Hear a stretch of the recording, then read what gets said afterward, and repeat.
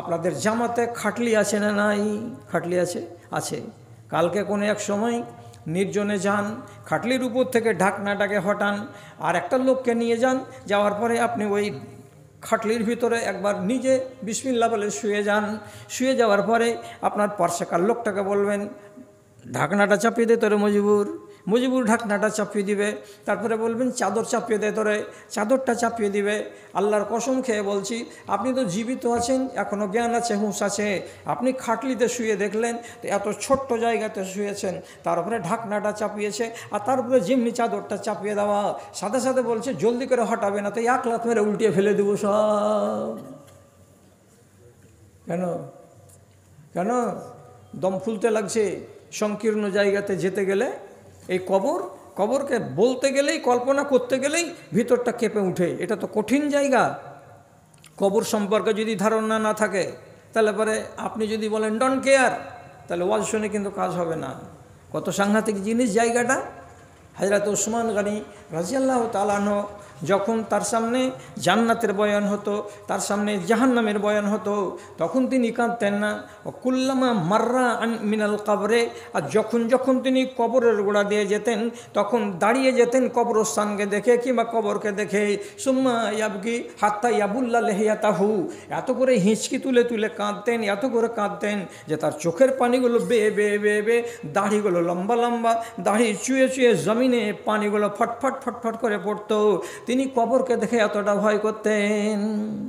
বলা হলো, আপনি কবরকে দেখে এত ভয় করছেন কেন? তো বলছে, জানো, কবরটা হলো প্রথম মঞ্জিল কিয়ামতে যাওয়ার। কিয়ামতের প্রথম কয়েকটা যে স্টেশন আছে, তো তার পহিলা নম্বর স্টেশনটা হলো কবর। কবরের স্টেশনে তুমি যদি নাজাত পেয়ে যাও, তাহলে বাকিগুলোতে নাজাত পাবে। আর কবরে যদি আটকা পড়ে যাও, তো তোমার গাড়ি ঠিকঠাকভাবে আর আগাবে না। এই জন্য কবরকে বলে এত ভয় লাগে। অথচ হযরত উসমান কেমন লোক?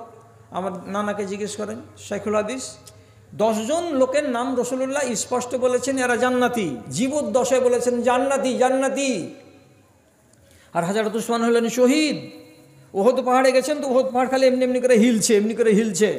সাথে কে ছিলেন? আবু বকর ছিলেন, আর হযরত উমর ছিলেন, আর হযরত উসমান ছিলেন, এবং নবীজি ছিলেন। তখন রাসূলুল্লাহ ওহদ পাহাড়ে এরকম যখন হিলছে, তখন মারলেন জোর করে একটা লাত ওহুদের উপরে, আর দেওয়ার পরে বলছেন উসবুত ইয়া ওহদ, এই ওহদ হিলছিস কেন এত করে? স্থির হ, হিলাহিলি করবি না।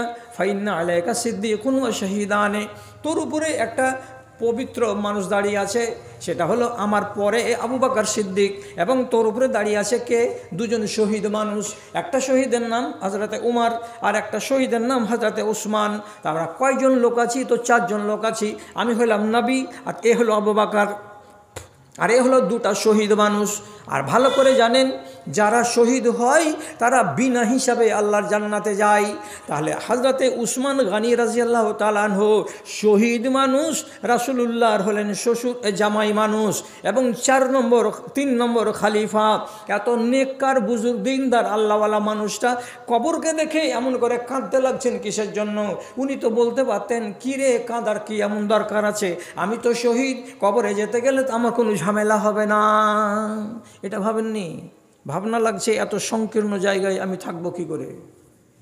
হ্যাঁ, ইতিহাস বলছে হারুন রশিদের মতো জ্ঞানী, গুণী এবং দিনদার, তাহাজ্জুদ পড়া একটা বাদশা গত হয়েছে আব্বাসী পিরিয়ডে। উনি একবার ছিলেন ইরানের এলাকায় রিক্কা নামক জায়গাতে। মরণের টাইম কাছে এসলো, উনি বুঝতে পেরেছেন যে আমার টাইম বেশি নেই, আমি বাগদাদ ফিরে যেতে পারবো না। তখন ওই এলাকাতে উনি নিজে কবর খুঁড়ালেন জীবদ্দশাতে। কবর খুঁড়ো এইখানে, এখানে আমার কবর হবে। কবর খুঁড়িয়ে জীবন্ত অবস্থায় কবরে 2 বার করে ঢুকে শুয়ে, তারপরে চোখের পানি ঝরঝর ঝরঝর করে ঝরিয়ে ওখানে শুয়ে শুয়ে কেঁদে কেঁদে বলেছিলেন, এই কবর, এখন আমি জীবিত আছি, কিন্তু কয়দিন পরে আমি জীবিত থাকবো না। এই জায়গাতে আমাকে শুতে হবে, এখানে আমাকে আরাম করতে হবে। এ কবর, এখন আমার হুঁশ আছে, জ্ঞান আছে, তার জন্য বলছি, তুই আমার উপরে তঙ্গ হবি না, তুই আমার উপরে সংকুচিত হবি না। কবর তোকে যতখানি চওড়া করে খুঁড়া আছে কতখানি চওড়া থাকিস। ডাইন দিক থেকে তুই আমাকে চেপে দিস না, বাম দিক থেকে তুই আমাকে চেপে দিস না। তোর হিসেব কিতাবগুলো কিন্তু আলাদা।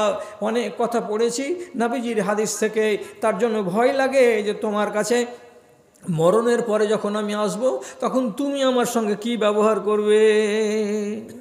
এত বড় পরহেজগার মানুষ কবরকে দেখে লাড়ুসাড়ু হয়ে যাচ্ছে। কবর সম্বন্ধে আপনার কল্পনা কি আছে কতখানি? হ্যাঁ, যে আপনি এখন ওয়াজ শুনছেন, বলছে ওয়াজ করো, বলে সাহেব ওয়াজ করো, ওয়াজ করার পরে যদি আপনার পরিবর্তন না আসে তাহলে আল্লাহ তাআলা কি বলেছেন, কি বলছেন কথাটা আপনাকে আমি গোড়াতে বললাম। শুনবেন, জানবেন, জানার পরে তাকে মানবেন না, তাহলে কোন দলে হলেন? ফামান শাআ ফালইউমিন ওয়া মান শাআ ফালইয়াকফুর। যদি চাও তো ইমানদার হয়ে বাঁচো, যদি চাও তো সুসুন্দর হয়ে বাঁচো, দুটোই তোমার কাছে রাস্তা খোলা আছে।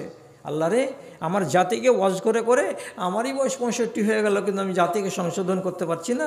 কণ্ঠই আমার ক্ষীণ হয়ে এলো, কণ্ঠই আমার ক্ষীণ হয়ে এলো। অবশ হইল পা, শতহাক দিলে অচেতন জাতি, কেউ চেতন হইল না রে, কেউ চেতন হইল না। ধর্মের গলে চলিতেছে ছুরি, মুমিন কাঁদিছে দুঃখে, কোরআন হাদিস কাফনে মুড়িয়া, কমিন হাসিছে সুখে রে, কমিন হাসিছে সুখে।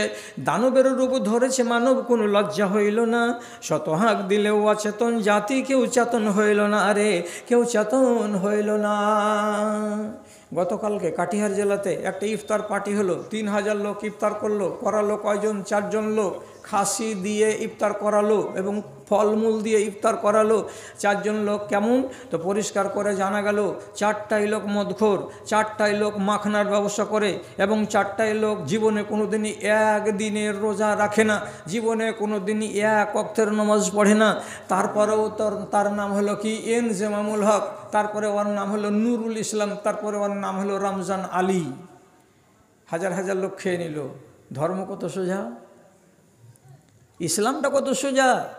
আপনি চলে গেলেন কার দাওয়াত খেতে? পাকা বেঈমানের দাওয়াত খেতে। খাসির মাংস যে দিন বিক্রি করতে গেলেন, আপনাকে দ্বিধা লাগলো না? আচ্ছা, এই হারাম খেয়ে যে বডি তৈরি করবেন, যেদিন মরণ আসবে সেদিন মরণের টাইমটাতে কি বিপদটা আসতে পারে আমার মতো মানুষের চিন্তা করেন না? যে খাওয়াচ্ছে রমজান মাসে এত আয়োজন করে, উনি যে জানে না যে এই জিনিসটা করে আমার কল্যাণ হবে না, আমার কল্যাণের জন্য আরও কিছু কাজ আছে, সেগুলোর প্রতি আমাকে নজর দিতে হবে, ও নজর দিবে না। তাহলে আপনি কি মনে করেন মরবেন না আপনি জীবনে? ভালো করে বুঝেন, 3টা পর্ব মানুষের জীবনে আছে, আপনার আর আমার।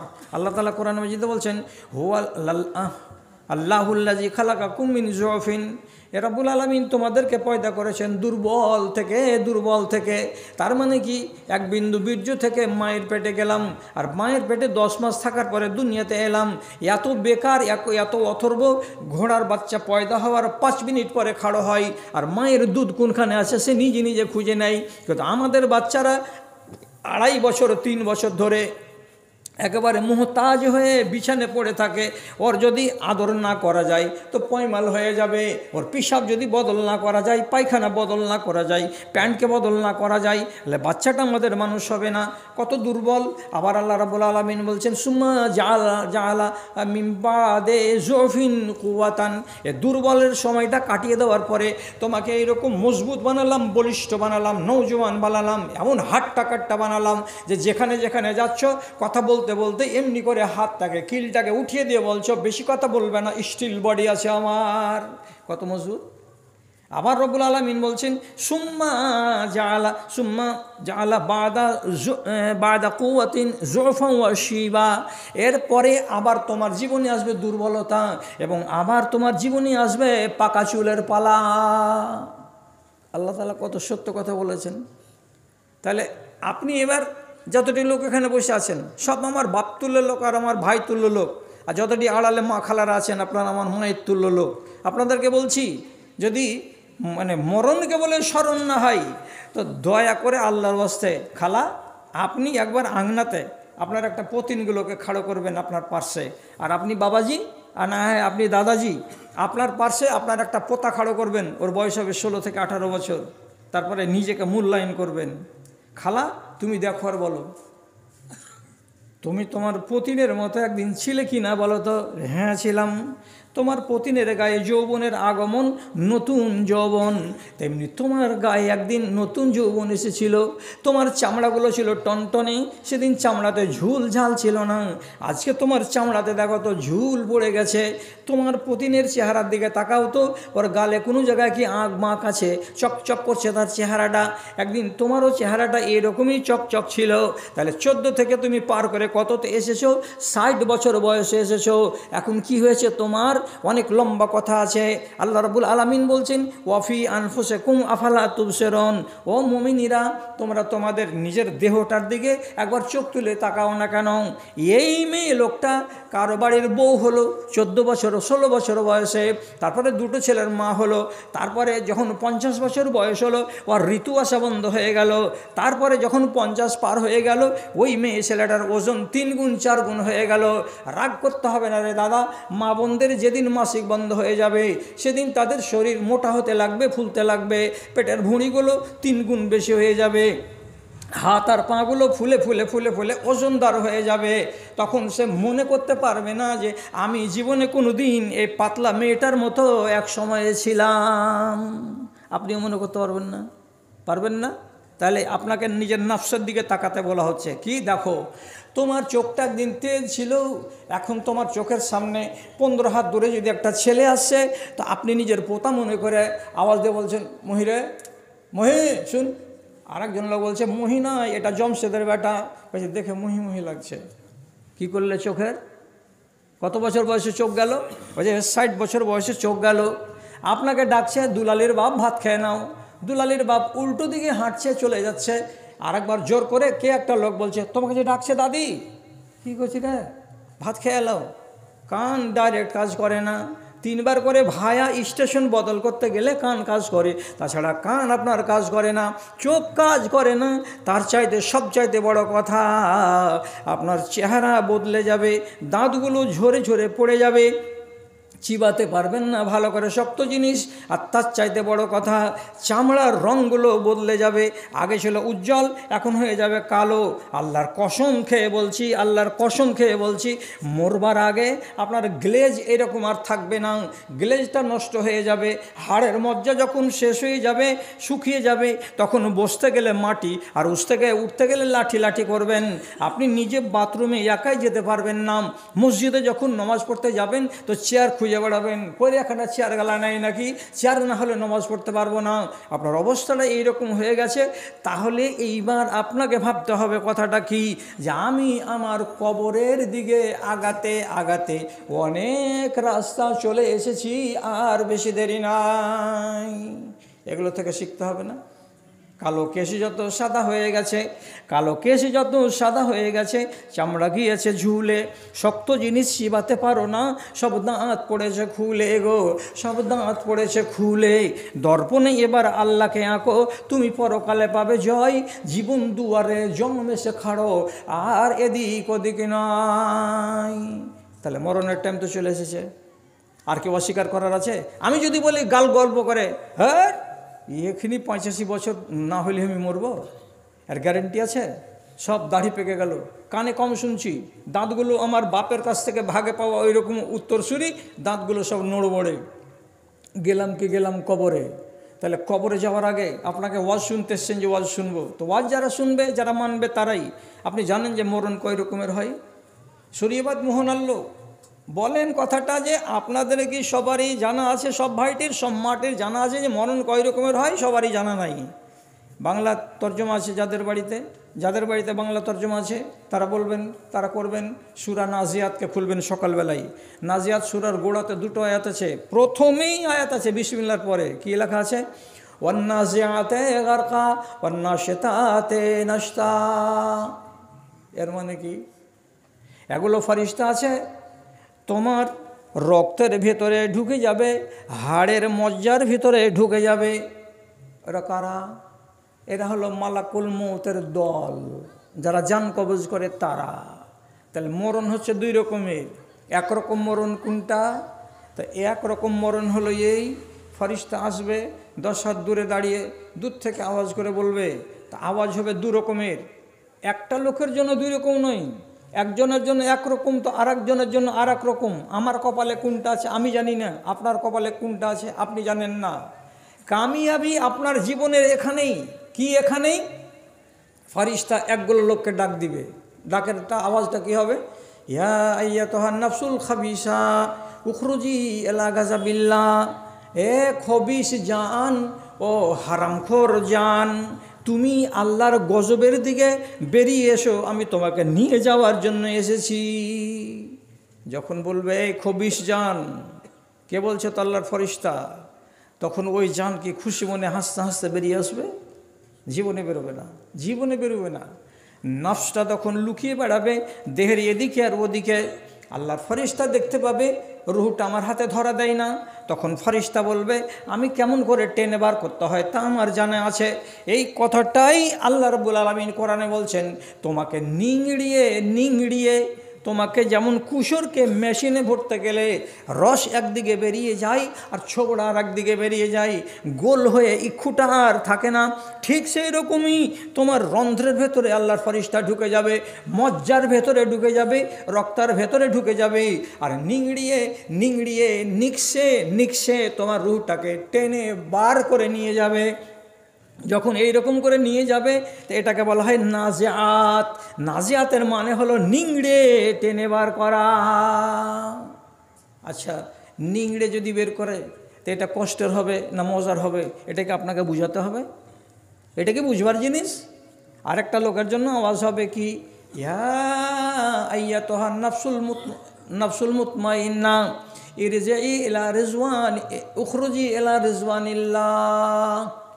ও পবিত্র জান, তোমাকে আল্লাহর সন্তুষ্টির দিকে নিয়ে যাওয়া হবে, আল্লাহর রেজামন্দির দিকে তোমার ডাক পড়েছে, আমি তোমাকে নিতে এসেছি, তুমি চলো আমার সাথে চলো। যখন আল্লাহর রেজামন্দির দিকে আমাকে যাওয়ার ডাক আমার কানে এসে যাবে, যদি সে নেককার মানুষ হয় তো এই রকম আওয়াজ পাবে, তখন ওই জানটা আর ডানে বামে যেতে চাইবে না। দুনিয়া কিরে, আমি দুনিয়া চাই না। ধন কিরে, আমি ধন চাই না। মাল কিরে, আমি মাল চাই না। আমার বিবি বাল বাচ্চা কিরে, ওগুলো আমি চাই না। আমাকে আল্লাহ রাব্বুল আলামিন ডেকেছেন তার খুশনুদির দিকে, আমি আল্লাহর রেজামন্দির দিকে চলে যাব। তখন নফসটা করে কি, আপনি আপনি আপনি আপনি বেরিয়ে গিয়ে মালাকুল মৌতের হাতে জমা পড়ে যায়। কেমন হয়ে জানটা বেরোলো?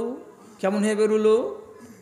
হাদিসের ভেতরে লেখা আছে, পরিষ্কার কথা বলছি, একটা মেয়ে ছেলে যদি তার নিজের বাচ্চাকে দুধ পান করায়, তো দুধ পান করার কালে মেয়ে ছেলেটা বুঝতে পারে না যে 15 মিনিট বেটাটাকে দুধ খাওয়ালাম তো আমার বাচ্চাটা কতখানি দুধ টানলো। আমার আল্লাহর কসম, 3 মাসের যদি একটা বাচ্চা হয় আর তার মার দুধ যদি 10 মিনিট চুষতে পাই, তো কাছাকাছি 50 থেকে 70 মিলিগ্রাম দুধ তার মায়ের থান থেকে চুষে বের করে নেবে কে? বাচ্চাটা। তো 70 মিলিগ্রাম দুধ একটা বাচ্চা যে চুষে বের করে নিল তার মায়ের থান থেকে, তার মা যারা পরিমাণে টের পেল না, জানতে পারলো না। তো দুধ যেমন থান থেকে বেরিয়ে যাওয়া মা টের পায় না, আর কলসি থেকে, ভরা কলসি থেকে যদি পানিকে ঢেলতে গিয়ে গ্লাস লাগানো যায় তো যেমন কষ্ট লাগে না, তেমনি আপনার জানটাকে আপনার দেহের ভিতর থেকে বেরিয়ে আনতে ওই রকম কোনো কষ্ট লাগে না। তারপর এইটুকু কথা, এর পরেরটুকু যে বলছি আমি, তো পরেরটুকু বলছি বড় বড় ওলামায়ে কেরামদের তাহকিক এবং বড় বড় ওলামায়েদের ব্যাখ্যা বিশ্লেষণ। আপনি জীবনে এমন কোনো মানুষ দেখেছেন যে মানুষটা মরার পরে ওর চেহারার দিকে তাকাচ্ছি তো দেখে মনে হচ্ছে হাসছে? জীবনে দেখেছেন এরকম? আমি 2 জন লোককে দেখেছি, মরে গেছেন, কাফনে ওনাকে রাখা আছে, কিন্তু উনার চেহারার দিকে যখন দেখছি তখন দেখে মনে হচ্ছে উনি মুচকি মেরে হেসে আছেন, মুচকি হাসি দেখা যাচ্ছে। মুচকি হাসি কেন? অন্যরকম কেন হলো না? তো মরণের কিছু শুভ লক্ষণ আছে আর মরণের কিছু মন্দ লক্ষণ আছে। তো কোনো মানুষের যদি চেহারাটা আপনি দেখবেন মরার পরে মুস্কান, চেহারাটা যেন মনে হচ্ছে হাসছে মুচকি মেরে, এই লক্ষণটা ভালো। লক্ষণটা ভালোর ভিতরে আর একটা লক্ষণ বলেই দিই, মনে রাখবেন। কোনো মানুষের মরবার কালে যদি কলেমা পড়তে পড়তে, কথা বলতে বলতে জানটা বেরিয়ে যায়, তাহলে এর লক্ষণটা অত্যন্ত ভালো। কেন? কথা বলছিল, দোয়া পড়ছিল, জিকির করছিল, তার ভিতরে ভিতরে মরে গেল। একটা মানুষ নেক কাজ করতে করতেই মরে গেল, যেমন রোজার হালাতেই মরে গেল, যেমন কোরআন তেলাওয়াত করতে করতেই মরে গেল, যেমন একটা মানুষ নমাজ পড়ছিলেন, নমাজ পড়তে পড়তেই মরে গেল।